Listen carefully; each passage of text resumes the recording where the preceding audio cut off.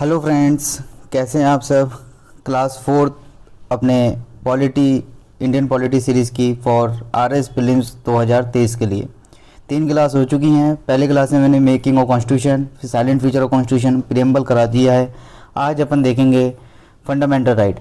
ठीक है, लेक्चर थोड़ा लेंदी हो सकता है क्योंकि फंडामेंटल राइट है, इम्पॉर्टेंट है। पिछले 2003 से लेके और 2021 तक अभी तक इस टॉपिक पे से टोटल 6 क्वेश्चन पूछे गए हैं। ठीक है, तो देख ली वेटेज ठीक ठाक रखता है। ठीक है, लेकिन क्वेश्चन ओनली 3 ही थीम पे पूछे गए हैं कि ये आर्टिकल किससे रिलेट कर रहा है, ये केस किससे रिलेट कर रहा है। इस तरह के क्वेश्चन पूछे गए हैं। ठीक है, पीवाईक्यू टॉपिक वाइज भी मैं सॉल्व करवाऊंगा। ये बस सिलेबस को कंप्लीट हो जाने दीजिए। ठीक है, थोड़ा मैं फास्ट चलूँगा क्योंकि चीज़ें बहुत कवर करनी है, समय बहुत कम है। ठीक है, स्पीड बना के रखना, मेरे साथ स्पीड मेंटेन करके चलना। ठीक है भाई, कोई भी डाउट हो कमेंट में मेरे से पूछ लेना, उसका मैं डाउट क्लियर कर दूंगा। जितना जल्दी होगा विद इन 24 आवर्स के अंदर आपका डाउट क्लियर हो जाएगा और उससे पहले ही डाउट क्लियर करने की मैं पूरी कोशिश करूँगा। और सेकंड थिंग भाई, जो भी क्वेश्चन आपसे पूछे जा रहे हैं उनका आंसर दीजिए, कमेंट में दीजिए। अगर दोनों साइड कम्युनिकेशन चलेगा तो आपको भी समझ अच्छा आएगा और मुझे भी अच्छा समझ आएगा कि कौन रेगुलरली क्लास फॉलो कर रहा है और किसका 101% सिलेक्शन होगा। क्योंकि मुझे पता है कि जो भी स्टूडेंट इन क्लासों को रेगुलरली फॉलो कर रहा है उसका डेफिनेटली आरएस 2023 प्रीलिम्स निकलेगा ही निकलेगा। ठीक है, और मैंने आपको पहले ही बताया है कि भाई ये जो क्लासेस जितनी भी चल रही हैं ये खाली प्रीलिम्स ओरिएंटेड क्लास हैं। ठीक है, मेरा भी यही एम है और आपका भी यही पर एम है कि प्रीलिम्स को निकालना। ठीक है भाई, 70 दिन बचे हैं, उसके बाद जब मेंस आएगा मेंस की भी बात करेंगे और मेंस की जब बात करेंगे मेंस भी बहुत अच्छी तरीके से करवाएंगे। अभी आप प्रीलिम्स से फोकस करिए क्योंकि प्रीलिम्स में ज़्यादा टाइम बचा नहीं है। ठीक है, जितना मैंने पीडीएफ में मेंशन कर रहा हूँ इतना पूरा याद कर लीजिए, पॉइंट टू पॉइंट। यहाँ से एक भी शब्द कम याद नहीं करना है और एक भी वर्ड आपको ज़्यादा नहीं करना है। आपने इतना कर लिया जितना मैंने पीडीएफ में प्रोवाइड करवाया है, आपका डेफिनेटली एग्ज़ाम निकलेगा ही निकलेगा। टेलीग्राम ग्रुप को ज्वाइन कर लीजिएगा, वहाँ पीडीएफ्स आपको प्रोवाइड हो जाएंगी, उसका लिंक जो है वो डिस्क्रिप्शन में प्रोवाइड हो जाएगा। सेकंड चीज़ भाई, चैनल को सब्सक्राइब करो, शेयर करो वीडियोस को। ठीक है, ताकि मैं और अच्छा कंटेंट आपके लिए लाऊं और फिल्टर कंटेंट लाऊं। ठीक है, मैक्सिमम शेयर करो ताकि और भी स्टूडेंट को बेनिफिट हो। चैनल को सब्सक्राइब करो। ठीक है, नाउ आज का टॉपिक है अपना फंडामेंटल राइट्स का। ठीक है, स्पीड मेंटेन करके चलना, पहले कह रहा हूँ मैं। नाउ भाई, फंडामेंटल राइट किस पार्ट में दिया हुआ है? पार्ट 3 में दिया हुआ है। कौन से आर्टिकल से? Article 12 to 35। Fundamental right basically कहाँ से लिया गया? सोर्स क्या है? बेसिक सोर्स क्या है? यूएसए बिल ऑफ राइट से। फंडामेंटल राइट का जो सोर्स जो है इंडियन कॉन्स्टिट्यूशन में जो फंडामेंटल राइट जो लिया गया वो कहाँ से लिया गया? यूएसए बिल ऑफ राइट से। कौन सा प्रोविज़न कहाँ से लिया गया, ये सारी मैंने पिछले लेक्चर में आपको एक टेबल फॉर्मेट में प्रोवाइड करवा दिया है। इसलिए कह रहा हूँ पीछे से लेक्चर देखते हुए आओ, तभी आगे के लेक्चरों का बेनिफिट होगा। ठीक है, क्योंकि हर एक क्लास दूसरी क्लास से इंटरलिंक होती है। नाउ पार्ट 3 में दिया हुआ है आर्टिकल 12 से लेकर 35 तक।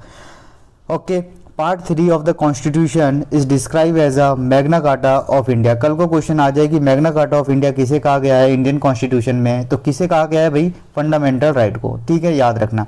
देखो मैं यहाँ पे टू द पॉइंट बात करूंगा, प्रीलिम्स एग्जाम के लिए बात करूंगा। ठीक है, मैं इससे एक्स्ट्रा ही आपको एक स्टेप अहेड ही बता रहा हूँ। आपका आरएस अगर किसी लेवल का क्वेश्चन पूछेगा उस एक लेवल से ज़्यादा ही मैं आपको बता रहा हूँ, उस एक लेवल से ही ज़्यादा मैं आपको चीज़ प्रोवाइड करवा रहा हूँ। इससे ऊपर वो पूछेगा ही नहीं प्रीलिम्स में, क्योंकि आप पीवाईक्यू को देखिए। क्योंकि मैं हर बार कहता हूँ जितनी भी वीडियो बन रही हैं पीवाईक्यू के एनालाइज होने के बाद ही बन रही हैं, चाहे वो आरएस का हो, चाहे वो डिफरेंट पीसीएस का हो, चाहे यूपीएससी का हो। ठीक है भाई, now the fundamental right are mean to promoting the idea of the political democracy. एक चीज़ दिमाग में रखिएगा, ये याद कर लीजिएगा और अपने पेन और पेपर लेके बैठिएगा, लिख लीजिएगा। Fundamental right provide the social and political democracy and DPSP provide the social and economic democracy. Fine, they prevent the establishment of the authority and the despotic rule in the country and protect the liberty and freedom of the people against the invasive by the state. मैं समझाऊंगा, एक minute रुको। In short, they aim to establish the government of law and not of man. Simple सी बात है कि government के पास है, आप लॉ बनाइए, बिल्कुल आपके पास पावर है। आप लॉ जब चाहे जब बना सकते हैं, लेकिन आप लॉ जैसा चाहे वैसा नहीं बना सकते। क्यों नहीं? क्योंकि until and unless the law does not violate the fundamental right। ठीक है, आर्टिकल 13 में क्लियर मेंशन है, मैं आगे डिस्कस करूंगा। अगर कोई भी लॉ, कोई भी ऑर्डर, कोई भी रूल अगर आपके फंडामेंटल राइट को वायलेट करता है, that law, that order, that rule is null and void as per the article 13। वो मैं आगे डिस्कस करूंगा। गवर्नमेंट के पास राइट है, गवर्नमेंट के पास पावर है कि आप लॉ बनाइए, आप रूल बनाइए, आप ऑर्डर बनाइए, आप पॉलिसी बनाइए, लेकिन वो फंडामेंटल राइट को वायलेट नहीं करनी चाहिए, वो बेसिक स्ट्रक्चर को वायलेट नहीं करना चाहिए। अब बेसिक स्ट्रक्चर क्या हो रहा है, वो केशवानंद भारती का केस है 1973 का। अब मैं केस के अंदर चले जाऊंगा, वो केस भी डिस्कस कर दूंगा, लेकिन आपके प्री में नहीं पूछेगा। ठीक है, अभी सिलेबस बहुत ज़्यादा है, इसलिए चीज़ों को मैं कंसाइज उतना ही करवा रहा हूँ जो आपके प्रीलिम्स के आपके सारे क्वेश्चन सॉल्व हो जाएंगे। ठीक है, नाउ दूसरी चीज़, एक चीज़ याद रखनी है कि आप फंडामेंटल राइट के अंदर आप लॉ बनाइए, लेकिन फंडामेंटल राइट आपका वायलेट नहीं होना चाहिए। गवर्नमेंट के पास सीधी सी पावर है। ठीक है, नाउ इन शॉर्ट क्या एम है कि the government of law and not of the man. Fine, now initially कितने राइट थे भाई? 7 राइट थे, मैंने यहाँ पर डाल दिए हैं। Right to equality, freedom against, right against exploitation, right of to freedom of religion, culture and education right, right to property and right to constitution remedy. सबसे important right to constitution amendment article 32। और ये जो right है, right to property article 31, इसको कब abrogate किया from fundamental right से?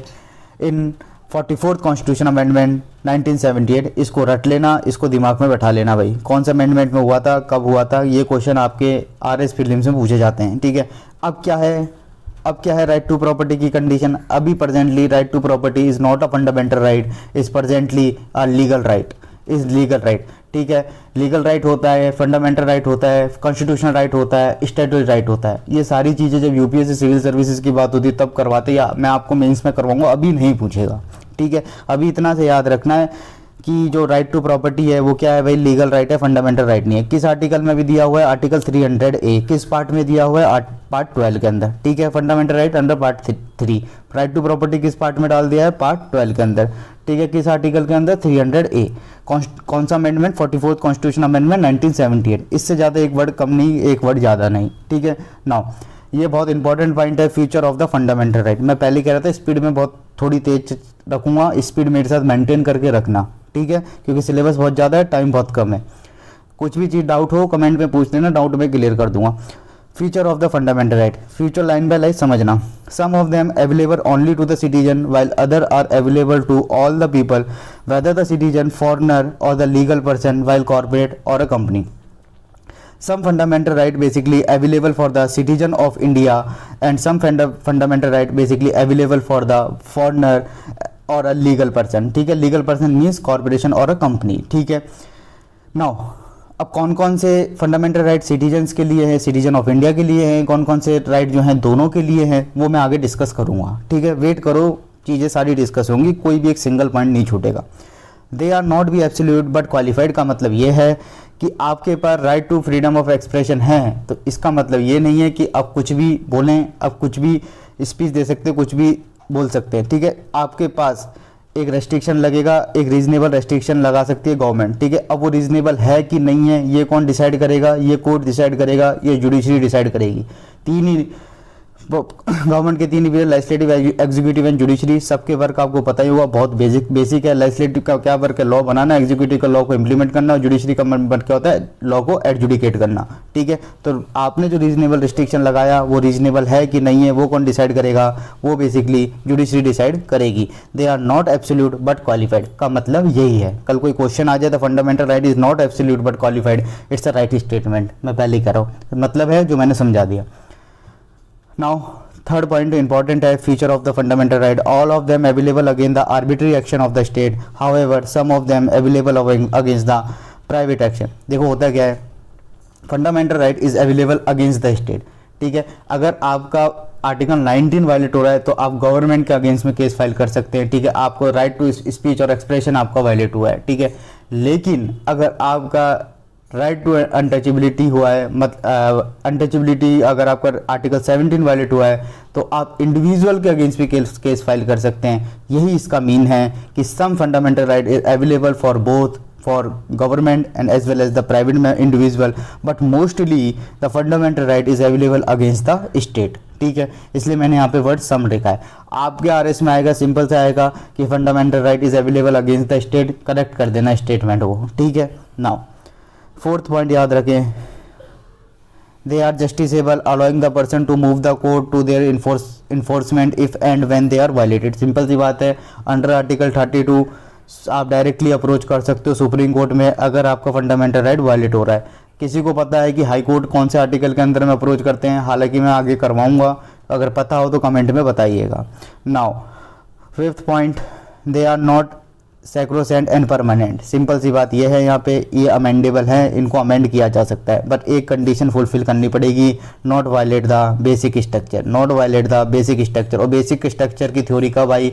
After the 1973, after the Kesavananda Bharati case. ठीक है. They are not a sacrosanct and not a permanent. Parliament can curtail repeal them but only by the constitutional amendment. Constitutional amendment कौन से article के अंदर होता है? किसी को पता हो तो बता रहिएगा, मैं हालांकि सब करवाऊंगा. And not by the ordinary law. बता देता हूँ, कॉन्स्टिट्यूशनल अमेंडमेंट बेसिकली 368 के अंदर आता है. And more over this can be done without the effect of the basic structure of the constitution. वही लिखा हुआ है जो मैंने आपको समझाया. ठीक है. पीडीएफ को डाउनलोड कर देना टेलीग्राम से, वहाँ से इस बार इसका रिवीजन कर लेना. ठीक है. अभी समझो चीज़ों को.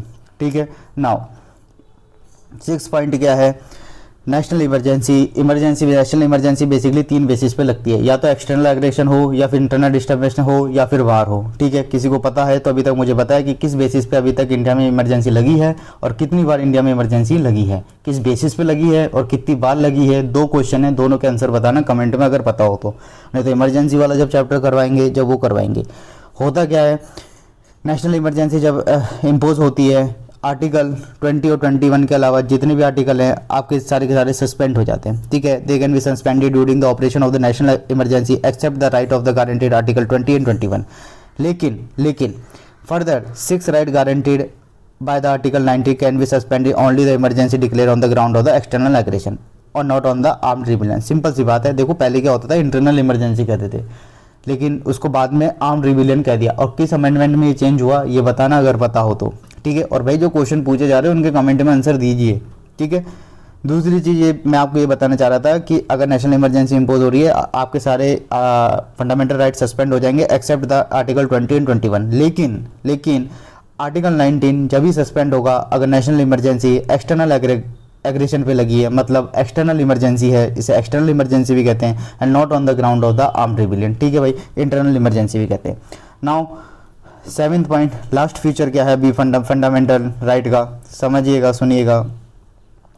Their application to be the member of the armed force, paramilitary force, police force, intelligence agency, analogous services are be restricted and abrogated by the parliament under article 33.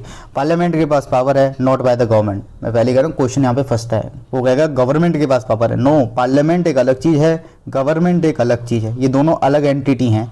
जब पार्लियामेंट की बात होती है तो मतलब क्या होता है कि लोकसभा भी है, राज्यसभा भी है.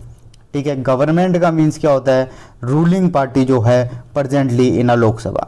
ठीक है. इसमें कंफ्यूज मत होना. और पार्लियामेंट वाला जब चैप्टर डिस्कस करूंगा जब मैं पूरी चीज़ बताऊंगा. ठीक है. एक्चुअल में जो पार्लियामेंट में कौन कौन मेंबर आते हैं. ठीक है. पार्लियामेंट के पास पावर ये है कि वो paramilitary force, police force, arm force के राइट्स को रिस्ट्रिक्ट कर सकते हैं. ठीक है. रिस्ट्रिक्ट कर सकते हैं. वो फिर आर्टिकल 32 के अंदर सुप्रीम कोर्ट अप्रोच नहीं कर सकते क्योंकि ये पार्लियामेंट के पास पावर दी गई है as per the article 33. Now अब मैं आर्टिकल 12 से चालू करूँगा, 32 तक अपन डिस्कस करेंगे. जितना मैंने मेंशन करा है उतना कर लेना. ये मैंने एक स्टेप आगे ही करा है. ठीक है ना.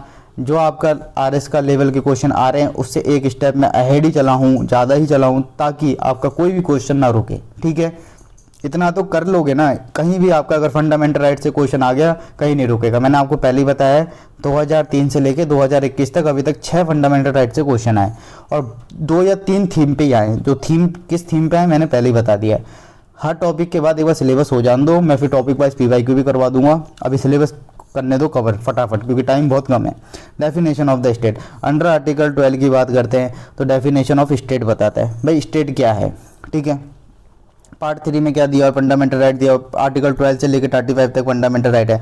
State include the government, parliament of India that is executive legislative organ of the union government, ये सब स्टेट में आता है। जितने भी मैंने यहाँ पे नाम लिखे हैं, all are cover under the state government, legislative of the state, executive legislative organ, local authority, चाहे municipality, panchayati, district board, improvement trust, all are under the state. All the other authority that statutory non statutory authority like LIC, ONGC, SAIL, ये सब किसके अंदर आते हैं? सारे के सारे किसके अंदर आते हैं? आर्टिकल स्टेट के अंदर आते हैं, अंडर आर्टिकल 12। ठीक है, डेफिनेशन ऑफ स्टेट कहाँ दी हुई है? आर्टिकल 12। अभी आप ये याद रखो, आपके मैक्सिमम क्वेश्चन आप देखेंगे इस तरीके के ही पूछे गए हैं कि ये आर्टिकल किससे रिलेट कर रहा है, ये प्रोविज़न किस आर्टिकल में दिया हुआ है। तो आपको आर्टिकल और उसके अंदर क्या दिया हुआ है वो प्रोविज़न पे ध्यान नहीं देना, बस ये आर्टिकल किससे रिलेट कर रहा है इतना ध्यान दोगे, आप क्वेश्चन सॉल्व कर लोगे। 6 क्वेश्चन में से 3 क्वेश्चन तो यही पूछे गए हैं। ठीक है, now law inconsistency with the fundamental right का मतलब ये है आर्टिकल 13 जो मैंने आपको पहले ही बताया था। गवर्नमेंट लॉ बनाए, कभी बनाए, कुछ भी बनाए, लेकिन वो लॉ फंडामेंटल राइट को एब्रोगेट नहीं करना चाहिए, वायलेट नहीं करना चाहिए। अगर वो कोई भी लॉ, ऑर्डर, रूल, पॉलिसी अगर कोई भी फंडामेंटल राइट को अगर वायलेट करेगी, that particular law, order, rule are null and void, shall be null and void. ठीक है, by the court, by the judiciary. ठीक है ना, क्योंकि कोई भी लॉ आ रहा है वो फंडामेंटल राइट को एब्रोगेट कर रहा है, नहीं कर रहा है, किसका काम है? जुडिशरी का काम है। ठीक है ना। नाउ फंडामेंटल राइट इन ग्लांस, भाई ये जो टेबल है ना, इसको ऐसे की ऐसे अपने माइंड में फोटोकॉपी कर लेना।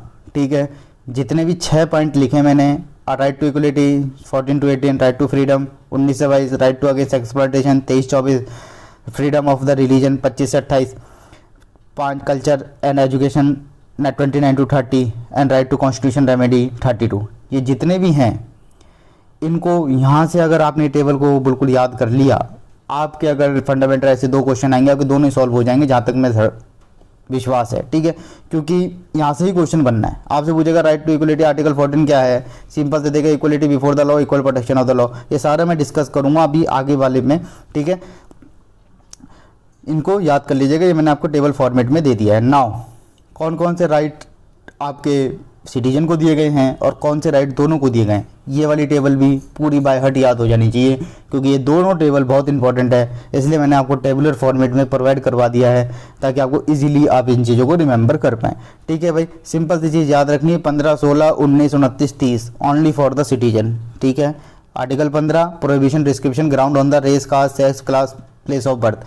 Article 16 equality of the opportunity in a matter of the public employment. Article 19, article 29, article 30, ये 5 जो आर्टिकल हैं ये ओनली फॉर द सिटीजन। और जो रिमेनिंग है, मतलब रिमेनिंग मीन्स व्हाट, 14, 20, 21, 22, 23, 24, 25, 26 और 27 and 28, this article for both foreigner and citizen. ठीक है, ये टेबल पूरी की पूरी ऐसी याद कर लेना, बहुत बेनिफिट होगी, बहुत अच्छे आपको रिजल्ट देखने को मिलेगा।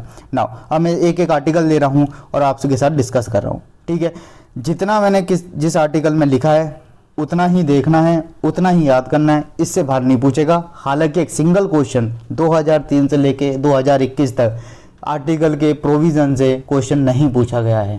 ठीक है, फिर भी मैं आपको करा देता हूँ, कल को अगर थोड़ा सा लेवल RS बढ़ा दे, RS प्रीलिम्स का अगर थोड़ा सा लेवल बढ़ भी जाए तो इससे ज़्यादा नहीं बढ़ेगा जितना मैंने आपको PDF में प्रोवाइड करवाया है। ठीक है भाई, right equality before the law, article 14 की बात करते हैं। 2 चीज़ होती है, याद रखना, equality before the law and equal protection of the law. Simple सी बात है, इक्वलिटी बिफोर द लॉ का मतलब क्या होता है? Every person are equal before the law means what, absence of the privileges, each citizen is equal in front of a law, no person is above the law। ठीक है, ये होता है equality before the law. Equality before the law का जो concept जो है ये कहाँ से ओरिजिन हुआ? ब्रिटिश से हुआ। और इक्वल प्रोटेक्शन ऑफ लॉ का जो कंसेप्ट जो है ये बेसिकली कॉन्स्टिट्यूशन ऑफ अमेरिका से ओरिजिन हुआ। इक्वल प्रोटेक्शन ऑफ लॉ का मतलब क्या होता है? Similar treatment amongst the equal and different treatment amongst the equal. देखो होता क्या है कि एक चीज़ होती है इक्वलिटी, एक चीज़ होती है इक्विटी, ये दोनों चीज़ डिफरेंट है। और इंडिया में ज़्यादा फोकस दिया जाता है इक्विटी पे, इक्विलिटी पे भी दिया जाता है।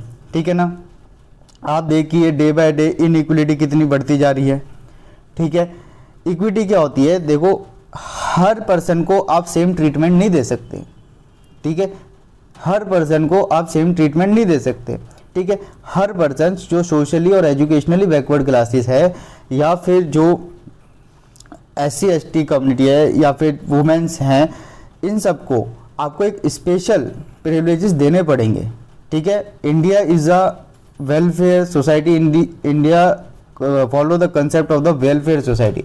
अगर आपको वेलफेयर सोसाइटी का कंसेप्ट फॉलो करना है तो आपको सर्टेन प्रिविलेजेस देने पड़ेंगे, ठीक है, ओके। और इसका सबसे बड़ा एग्जांपल आपके सामने है आर्टिकल 16 जो आपको रिजर्वेशन प्रोवाइड करवाता है, इक्वल अपॉर्चुनिटी वाला, ठीक है, वो आगे मैं डिस्कस करूंगा, ठीक है। तो इक्वलिटी इक्विटी दोनों कंसेप्ट अलग अलग हैं, ठीक है, हर किसी को आप सेम ट्रीटमेंट नहीं दे सकते, ठीक है। नाउ लेकिन यहाँ पे कुछ एक्सेप्शंस हैं, वो एक्सेप्शन मैं यहाँ पे प्रोवाइड करवा देता, आपसे कभी नहीं पूछेगा। जैसे कि होता क्या है कि जब प्रेसिडेंट और गवर्नर उनका जब टेन्योर होता है तो उनके अगेंस्ट में कोई भी क्रिमिनल प्रोसीडिंग नहीं चल सकती। ऐसे ही काफ़ी सारे एक्सेप्शंस हैं, आपसे नहीं पूछेगा, जितना मैंने PDF में दिया है उतना याद कर लेना, ठीक है। नाउ आर्टिकल 15 की बात करें, no citizen can be discrimination on the ground of the religious, race, caste, sex, place of birth, ठीक है। अब थोड़ा ध्यान से पढ़ना, किस किस बेसिस पे, 5 बेसिस पे, रिलीजियस, रेस, कास्ट, सेक्स और प्लेस ऑफ बर्थ। क्या डोमिसाइल दिया है क्या यहाँ पे? क्या कोई यहाँ पे डोमिसाइल दिया है? तो डोमिसाइल के बेसिस पे कर सकते हैं, बिल्कुल बिल्कुल, क्योंकि आर्टिकल 15 में नहीं दिया, ठीक है। नाउ एक्सेप्शन क्या है, certain provision can be provided to the women, children, citizen from any social और educational backward class for their upliftment such as reservation and access to the free education. मैंने आपको क्या बोला कि आपको कुछ प्रिविलेजेस देने पड़ेंगे for certain section of the society, ठीक है, like women, children, citizen from the socially and educationally backward classes, SC and STs, ठीक है। यहाँ पे आपको रिजर्वेशन प्रोवाइड करना पड़ेगा, आपको फ्री एजुकेशन प्रोवाइड करानी पड़ेगी अंडर आर्टिकल 21A, वो मैं आगे डिस्कस करूँगा, ठीक है भाई। नाउ किसी भी पर्सन को आपको डिस्क्रिमिनेट नहीं कर सकते इन 5 बेसिस पे। Now equality of opportunity in public employment, article 16, इसी के अकॉर्डिंग आपको रिजर्वेशन मिला हुआ है। Indian constitution provide for equality of opportunity of all citizen matter for employment और appointment in a public office, ठीक है। There are the provision for reservation appointment for the post of backward classes and not for the adequate representation of the state service, ठीक है भाई। उसके बाद आता है आपका आर्टिकल 17, ये बेसिकली इंडिविजुअल के अगेंस्ट भी है। अगर बेसिकली ऑफेंस है, अनटचेबिलिटी को प्रैक्टिस करना है, ऑफेंस है, वायलेशन ऑफ अनटचेबिलिटी। और आपको पता होगा, नहीं पता तो सुन लो, कहीं भी पूरे कॉन्स्टिट्यूशन में अनटचेबिलिटी को एक्सप्लेन नहीं किया गया है, ठीक है, कहीं भी नहीं किया गया है। वायलेशन ऑफ अनटचेबिलिटी और forbids it's practice in the form it enforcement of any disability arising out the untouchability shall be offence punishable in accordance with the law, ठीक है भाई। उसके बाद आता है abolition of title under article 18। कल को सीधा आपको क्वेश्चन आएगा, अबॉलिशन ऑफ टाइटल किस आर्टिकल में, अनटचेबिलिटी किस आर्टिकल में, रिजर्वेशन किस आर्टिकल में, इस तरीके के क्वेश्चन पूछे गए हैं। डिस्कस करूंगा मैं सारे PYQ आपके साथ, एक बार कोर्स को हो जान दो, ठीक है, स्पीड बना के चलो बस। Now right to freedom, right to freedom की बात करते हैं। आर्टिकल 90, 20, 21, 22 4 आर्टिकल लगते हैं, ठीक है। आर्टिकल 19 में छः राइट आता है आपके पास। पहला राइट आता है freedom of speech and expression, ठीक है। Freedom of speech and expression का मतलब यह है कि आप अपने व्यूज़, आप अपनी ओपिनियन, आप अपने बिलीफ जो भी है आप फ्रीली एक्सप्रेस करो। अब ये कंफ्यूज हो जाता है, कैसे एक्सप्रेस करें, वर्ड्स में करो, रेटिंग में करो, प्रिंटिंग में करो, पिक्चरिंग में करो, कैसे भी करो, ठीक है। कल को एक बार क्वेश्चन आया था किसी एग्जाम में कि आप ऑनली अपने व्यूज़ और थॉट को एक्सप्रेस कर सकते हो रेटिंग में, लिख के बस नहीं भाई, कैसे भी करो, ठीक है, बोल के करो, लिख के करो, प्रिंट में करो, पिक्चर में करो, कैसे भी करो, ठीक है। कंफ्यूज मत करना, चीज़ों को ध्यान से पढ़ लेना, क्योंकि एक एक वर्ड यहाँ पे PDF में इंपॉर्टेंट है, ठीक है। Now right to assemble to peaceable and without arm, ठीक है, आप असेंबल हो सकते हो बट विदाउट द आर्म, ठीक है ना। लेकिन यहाँ पे इंपॉर्टेंट करना, that not include the violate, disorderly and right assemblies और स्ट्राइक, ठीक है। Now right to form association और यूनियन कोऑपरेटिव सोसाइटी, आप एसोसिएशन बनाइए, आप यूनियन बनाइए, आपके पास राइट है, ठीक है। Including the right to form the political party, companies, partnership firm, society, clubs, organisation, trade union, कुछ भी बनाइए, ये आपके पास राइट है एज पर द आर्टिकल 19, ठीक है। लेकिन जितने भी राइट्स हैं ये एब्सोल्यूट, ठीक है। नाउ उसके बाद आते हैं right to move freely throughout the territory of India. देखो अब होता क्या है कि जब ये आर्टिकल 19 में right to move to freely throughout the territory of India की बात आती है, तो यहाँ पे दो मूवमेंट आते हैं। एक आता है इंटरनल मूवमेंट, कोई इंसान इंडिया के अंदर घूम रहा है, और कोई इंसान इंडिया से बाहर घूम रहा है, ठीक है। ये जो राइट है, right to move freely throughout the territory of India, internal जब मूवमेंट की बात आती है ये बेसिकली आर्टिकल 19 के अंदर आता है, right to move inside the country. But आप आउटसाइड द कंट्री की बात आती है, right to move out of the country, basically it's come under the article 21, ठीक है। ये आपका राइट टू लाइफ का पार्ट होता है, ठीक है। ये राइट टू आपका 19 में नहीं लगता, याद रखना। अगर इंटरनल आपका मूवमेंट है विद इन अ कंट्री है तो आप आर्टिकल 19 में आइए। अगर आपका एक्सटर्नल मूवमेंट है, अगर वो आपका राइट अगर कोई रोक रहा है तो आप आर्टिकल 21 वायलेट हो रहा है आपका, ठीक है। ध्यान रखना इस चीज़ को। हालांकि आरएस में नहीं पूछा जाएगा आपके प्रीलिम्स में, फिर भी मैं बता रहा हूँ, आप ध्यान रखिएगा, ठीक है। कल को अगर थोड़ा सा भी लेवल बढ़ गया तो इसी लेवल का बढ़ेगा क्वेश्चन, इससे ज़्यादा नहीं बढ़ेगा। Now right to reside and settle in any part of the territory of India, आपके पास राइट्स है to reside any part of the territory of India, the right to outside the reside or settle the tribal area restricted to, लेकिन to reside to any part of the territory of India but to protect the distinctive culture and custom of the tribal and to safeguard the traditional vocation and property against the exploitation। but अब यहाँ पे मैं IPL discuss करने लग जाऊँ, ILP discuss करने लग जाऊँ, सॉरी इनर लाइन परमिट वगैरह डिस्कस करने लग जाऊँ फॉर द शेड्यूल्ड एरियाज के लिए, वो आपसे नहीं पूछेगा, वो मेंस का पार्ट है, मेंस का जब तैयारी करेंगे जब समझेंगे, ठीक है।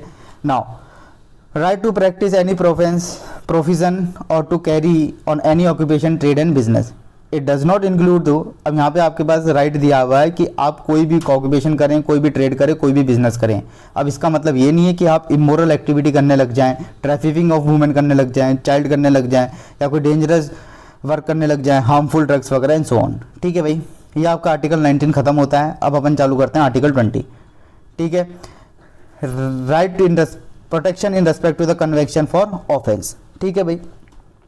No person shall be convicted of any offence except the violation of law, जब तक कोई पर्सन कोई लॉ को वायलेट नहीं करता तब तक आप उस पर्सन को कन्विक्ट नहीं कर सकते हो। No person shall be convicted of any offence except the violation of the law. और सेकंड चीज याद रखिएगा यहाँ पे, no person shall be prosecuted and punish for the same offence once, इसे कहते हैं डबल जियोपार्डी, ठीक है। एक बार आपने कोई क्राइम करा, उसके लिए आप अरेस्ट हो गए, आपको पनिशमेंट मिल गई है, और उसी सेम क्राइम के लिए, सेम क्राइम के लिए आपको कोई दोबारा पनिश नहीं कर सकता। लेकिन अब ये नहीं कि आपने सेकंड क्राइम करा तो पनिश नहीं कर सकता, आपने कोई दूसरा क्राइम करा तो फिर नेक्स्ट पनिशमेंट होगी। लेकिन सेम क्राइम के लिए अगर आपने एक बार पनिशमेंट आपको मिल चुकी है, नो डबल जियोपार्डी आपको नहीं एप्लीकेबल होगी। नो सेल्फ इंस्क्रिमिनेशन का मतलब ये हो जाता है यहाँ पे, किसी भी पर्सन को आप खुद के लिए विटनेस होने के लिए आप दबाव नहीं डाल सकते। No person accuse of any offence shall be compelled to be a witness against the himself. Clear है भाई, ये किसके अंदर है, आर्टिकल 20 के अंदर। नाउ आर्टिकल 21 की बात कर लेते हैं, ये सबसे ब्रॉड आर्टिकल है, ठीक है भाई। Protection of life and personal liberty, ठीक है। Right to life and personal liberty declare that no person shall be deprived of his life और personal liberty except according to the procedure established by the law. The right is available for the both citizen and non citizen. इसलिए मैं कह रहा था कि table याद कर लेना, मैंने वहाँ पे इतना इजी फॉर्मेट में दे दिया है कि कौन सा राइट ओनली सिटीजन के लिए अवेलेबल है और कौन से राइट दोनों के लिए अवेलेबल हैं, और किस आर्टिकल में क्या, कौन सा आर्टिकल किस चीज़ के लिए है, वो भी एक टेबल फॉर्मेट में दे दिया है। क्वेश्चन बनेगा अगर 3 क्वेश्चन भी आगे आरएस प्रीलिम्स 2023 में, तो 2 क्वेश्चन वही टेबल से सॉल्व कर ले जाओगे, ठीक है। नाउ अब इसके अंदर क्या है भाई, आर्टिकल 21 के अंदर बहुत सारे राइट हैं, ठीक है, सब जानते हैं। देखो जितना भी आप यहाँ पे फंडामेंटल राइट में पढ़ रहे हो पर्टिकुलर आर्टिकल में, वो तो आपको याद रखने हैं। इसके अलावा कोई भी अगर फर्दर राइट पूछ ले, उसको आर्टिकल 21 में डाल देना, क्योंकि इसका इतना ब्रॉड इंटरप्रिटेशन है। Right to live, right to livelihood, right to privacy, right to shelter, right to health, right to sleep, और right against the public hanging, right hearing, right information, right to reputation, सब इसमें आ जाता है सारा। कम से कम 40 to 45 इसमें right दिए हुए हैं, इसलिए मैं वो डाल देता, कोई सेंस नहीं है। सिंपल से याद रखो, जो आप यहाँ पर मेरे साथ पढ़ रहे हो, जो पर्टिकुलर आर्टिकल में जो पर्टिकुलर राइट्स के बारे में पढ़ रहे हो, उसको याद रखो। इसके बाद जो बचे उसको आर्टिकल 21 में डाल के आगे बढ़ो, ठीक है। नाउ आर्टिकल 21 है इंपॉर्टेंट है, यहाँ से क्वेश्चन रिपीट हो जाता है। राइट टू एजुकेशन बेसिकली कब ऐड हुआ था, 86 कॉन्स्टिट्यूशन अमेंडमेंट एक्ट में, कौन से ईयर में हुआ था, 2002 में हुआ था, ठीक है। याद रखना, कौन से कितने साल के बच्चों के लिए, 6 से 14 साल के बच्चों तक के लिए कितनी है, free and compulsory education to all children, ठीक है, with the age of 6 and 14 year. किस आर्टिकल में? 21A। ठीक है, अमेंडमेंट याद रखिएगा। और हाँ, अमेंडमेंट की एक वीडियो डली हुई है, उसको भी देख लीजिएगा, जब ईपीएफओ का कोर्स करवाया था उसमें डला हुआ है। ठीक है, एक बार उसको देख लीजिएगा। Now protection against the arrest and detention under article 22 होता क्या है? दो तरीके के आपके डिटेंशन होते हैं, एक होता है प्यूनिटिव डिटेंशन, एक होता है प्रिवेंटिव डिटेंशन। प्यूनिटिव डिटेंशन तब होता है आपने कोई क्राइम कर दिया, ट्रायल हो गया, आप कन्विक्ट हो गए। ठीक है भाई। प्रिवेंटिव डिटेंशन तब होता है आपने कोई क्राइम करा नहीं, आपको कोई ट्रायल हुआ नहीं, आप कोई कन्विक्ट हुए नहीं। ठीक है, ओनली फॉर प्रिवेंशन। ठीक है, नाउ समझ आ गया। अब जितने भी यहाँ प्रोविज़न मैं बता रहा हूँ, पूछेगा तो नहीं, लेकिन फिर भी सुन लो, याद कर लेना, एक बार गो थ्रू हो जाना। ठीक है, आर्टिकल 22 किसके लिए दिया हुआ है? Protection against the arrest and detention. ये पूछेगा कि आर्टिकल 22 किसके दिए लिया हुआ है, ये आपके क्वेश्चन पूछे जाते हैं ऐसे। ठीक है, नाउ जो भी डिटेंशन ऑर्डिनरी लॉ के अंदर हुआ है, जो भी डिटेंशन ऑर्डिनरी लॉ के अंदर हुआ है, जो भी अरेस्ट ऑर्डिनरी लॉ के अंदर हुआ है, उसको ये राइट मिलेंगे। क्या? उसको आपको ये बताना पड़ेगा किस ग्राउंड पर अरेस्ट किया है। आप राइट उसके पास राइट है कि वो कंसल्ट कर सकता है और डिफेंड कर सकता है बाय द लीगल पिटिशनर। उसके बाद राइट है टू प्रोड्यूस बिफोर द, जिस भी पर्सन को आपने डिटेन करा है उसको 24 घंटे के अंदर मजिस्ट्रेट के सामने आपको उसको प्रेजेंट करना पड़ेगा। लेकिन ध्यान रखना, इसमें जर्नी टाइम एक्सक्लूड नहीं होगा। ठीक है, जर्नी टाइम इंक्लूड नहीं होगा, सॉरी, जर्नी टाइम इंक्लूड नहीं होगा, एक्सक्लूड द जर्नी टाइम।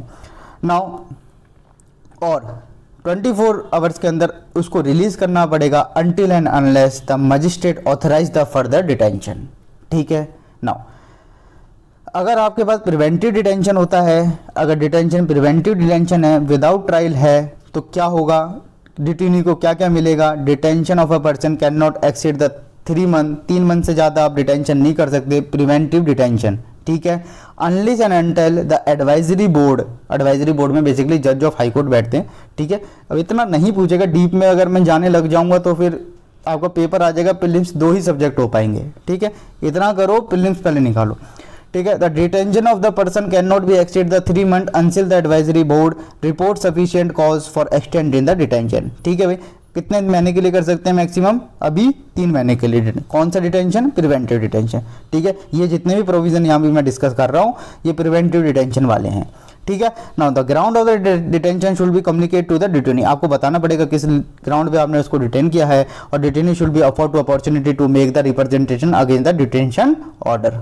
ठीक है, 23, 24 बहुत इंपॉर्टेंट है, सीधा क्वेश्चन पूछते हैं, मैक्सिमम यहाँ से यही क्वेश्चन बनेगा आपके कि prohibition of the human trafficking and forced labour किस आर्टिकल में है? 23 में है। ठीक है, पहले तो ये याद रख लेना। और चाइल्ड लेबर कौन सा आर्टिकल में दिया हुआ है? 24 में दिया हुआ है। ठीक है भाई, prohibition of the human trafficking and the forced labour article 23 में दिया हुआ है। और सिंपल सा आर्टिकल 23 में ये दिया गया है कि human trafficking and beggar forced labour without the payment. ठीक है, आप नहीं कर सकते, ये प्रोहिबिट है। And right available for citizen of India as well as the non citizen. ठीक है, article 23 available for both citizen and non citizen. Right provide against the human trafficking in the form of selling and buying of man, women and child. Now prohibition of the child labour under article 24 के अंदर क्या दिया हुआ है? Prohibition of the child labour. Actually होता क्या था initially, जब ये कॉन्स्टिट्यूशन में, ओरिजिनल कॉन्स्टिट्यूशन में, the employment of the child below the age of 14 in a dangerous job and factory prohibited थी। However it did not prohibited their employment in any harmless और innocent work. ठीक है भाई, आप 14 years as से जितने भी कम के बच्चे हैं उनको आप हजार्डियस फैक्ट्रीज में और माइंस में वर्क नहीं करने दे सकते, लेकिन उसके अलावा जो हार्मलेस और इनोसेंट वर्क है वो प्रोहिबिटेड नहीं था। लेकिन हुआ क्या, child labour prohibition and regulation act को अमेंड करा गया 2016 में, और 2016 के अमेंडमेंट के बाद सीधा ये बोला गया completely prohibition of employment of a children below the age of 14 year. ठीक है, complete prohibition. And it also prohibited the employment of adolescent basically age of 14 and 18।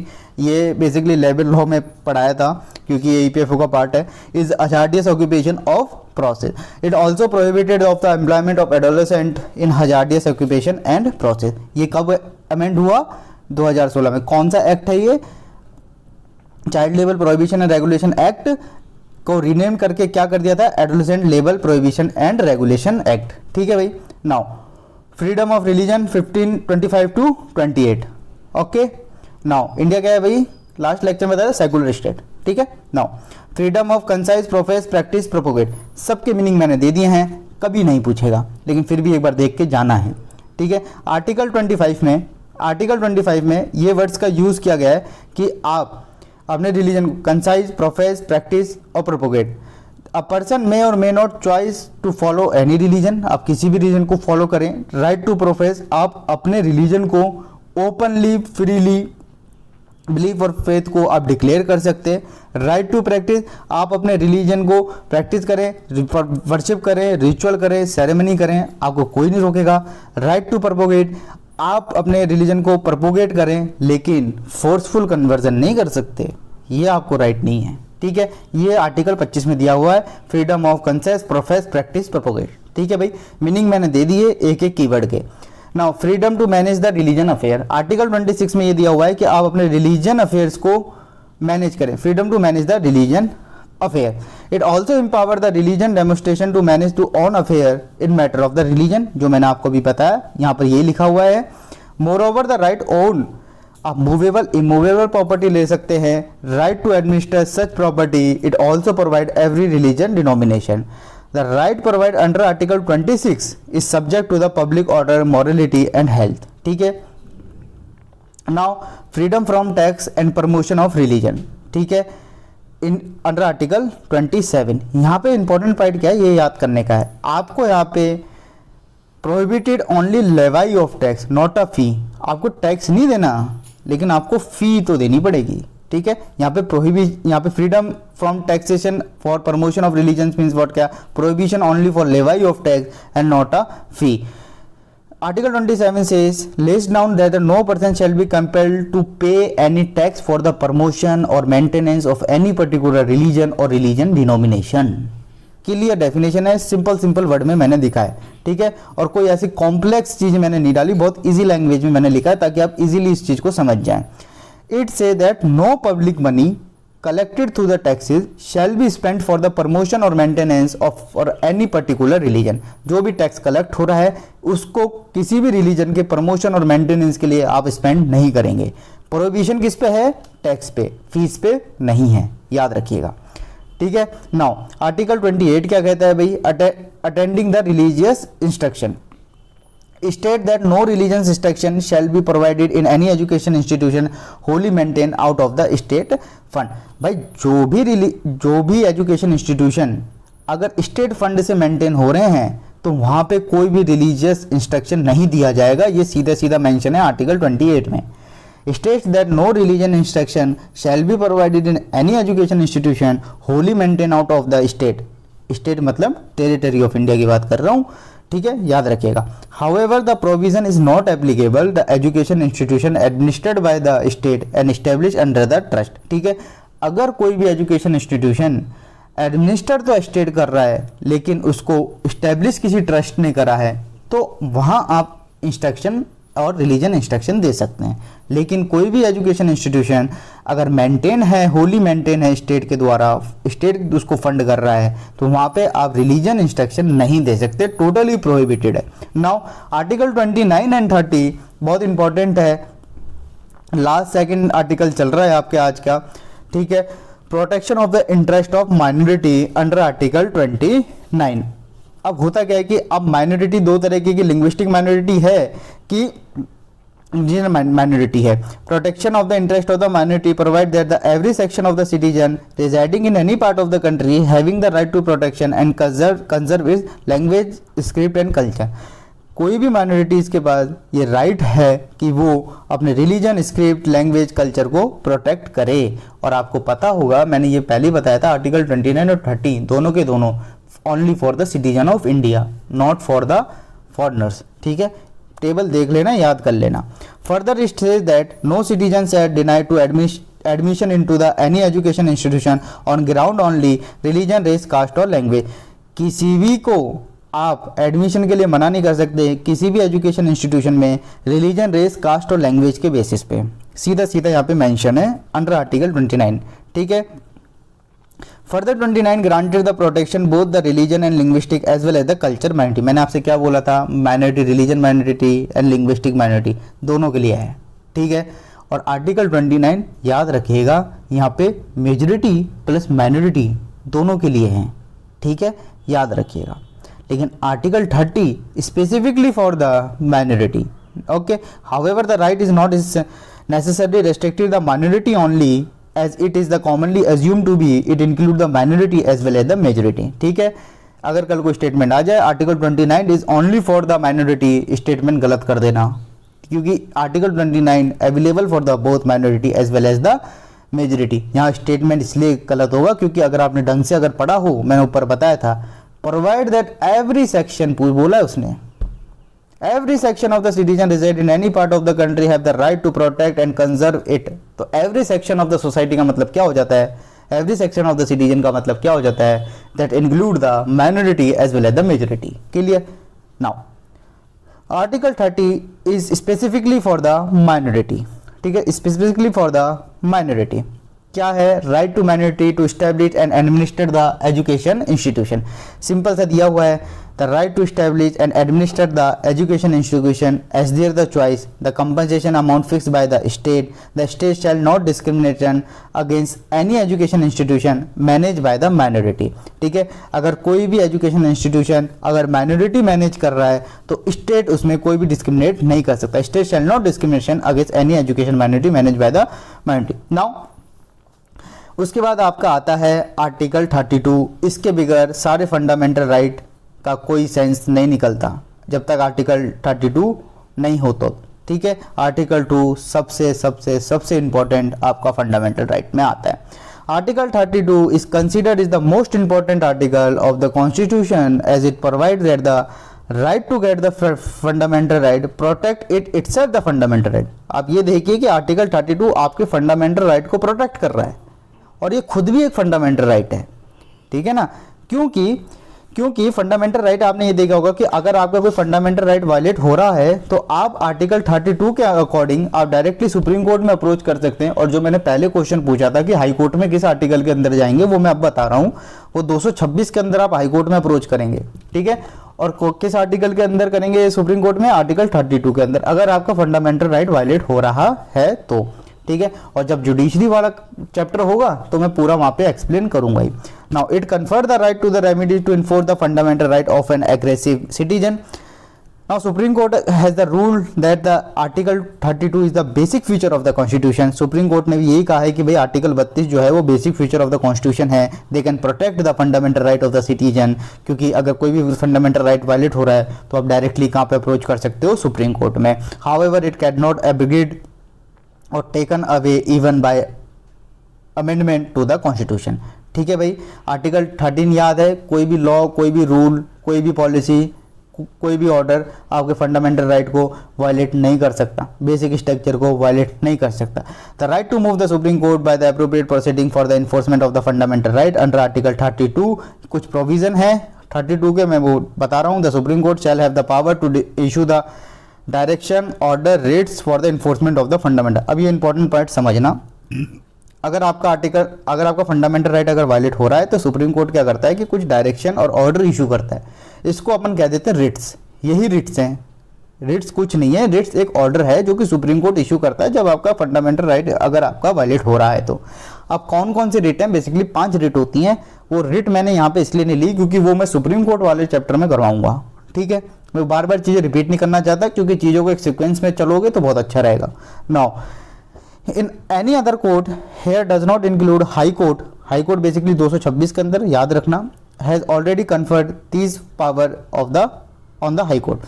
The right to move to the supreme court shall not be suspended except the otherwise provided by the constitution, ठीक है भाई। आपका article 32 को आप कोई भी आपके article 32 को सस्पेंड नहीं कर सकता एक्सेप्ट द इमरजेंसी। इमरजेंसी के केस में क्या होता है कि आपका 32 भी क्या हो जाता है, सस्पेंड हो जाता है, ओनली 20 और 22 बचता है। In the case of the national emergency the right can be suspended by the president order निकलता है बेसिकली अंडर आर्टिकल 359, ओके। ये आपका पूरा फंडामेंटल राइट का चैप्टर था, इंपॉर्टेंट चीज़ें थी मैंने कवर करवा दी है, ठीक है। ये पीडीएफ को डाउनलोड कर देना टेलीग्राम ग्रुप में से, इसको पूरा का पूरा याद कर लेना। और भाई ये प्लीज़ रिक्वेस्ट है आप लोगों से, ये टेबल को याद कर लेना अगर सिलेक्शन लेना है तो, ठीक है। ये दोनों टेबल में से अगर 3 क्वेश्चन भी बन गए, 2 क्वेश्चन इन दोनों टेबल से कर ले जाओगे, क्योंकि पीवाईक्यू देखोगे तो खुद को ये चीज़ रियलाइज़ हो जाएगी, क्योंकि स्टूडेंट पीवाईक्यू देखते नहीं है, ठीक है। ओके, रिवाइज करिए मैक्सिमम चीज़ों को। 4th लेक्चर लग गया है। नेक्स्ट लेक्चर में आपका क्या करवाएंगे, डीपीएसपी करवा देंगे और फंडामेंटल ड्यूटी करवा देंगे। ड्यूटीज़ पे हालांकि कमी वो रहता है, डीपीएसपी पे थोड़ा रहता है, दोनों कवर करवा देंगे। जिस लेवल पे क्वेश्चन पूछे वो सारा कवर हो जाएगा, ठीक है भाई। चैनल को सब्सक्राइब करो, मैक्सिमम शेयर करो, ताकि मैक्सिमम लोगों को बेनिफिट पहुंचे। पूरी सीरीज चल रही है, इंडियन वाला पार्ट हो, राजस्थान वाला पार्ट हो, सारा कवर करवाएंगे, एक भी पॉइंट मिस नहीं होगा, बल्कि आपको 1 पॉइंट ज़्यादा ही मिलेगा। कितना भी लेवल बढ़ा ले आरएस अपना, इस पीडीएफ से ज़्यादा तो नहीं बढ़ेगा, ठीक है। क्योंकि जब आप पीवाईक्यू देख के आप जब चीज़ों को एनालाइज करते हो ना, जब आपको चीज़ें पता लग जाती हैं, ठीक है ना, तो मैंने एक लेवल ज़्यादा ही रख के चलाऊं ताकि आपको क्वेश्चन कोई ना रोके, आप इजीली सारे क्वेश्चनों को सॉल्व कर सकें, ठीक है। सब्सक्राइब करें, मैक्सिमम शेयर करें, ताकि मैक्सिमम स्टूडेंट को इसका बेनिफिट हो। अपने फ्रेंड्स के साथ, अपने ग्रुप्स में, सब जगह इसको शेयर करें ताकि मैक्सिमम लोगों का बेनिफिट हो। इसका जो पीडीएफ है, इसके जो नोट्स हैं, टेलीग्राम ग्रुप से ज्वाइन कर लीजिएगा, उसका लिंक डिस्क्रिप्शन में प्रोवाइड हो जाएगा। Thank you, bye.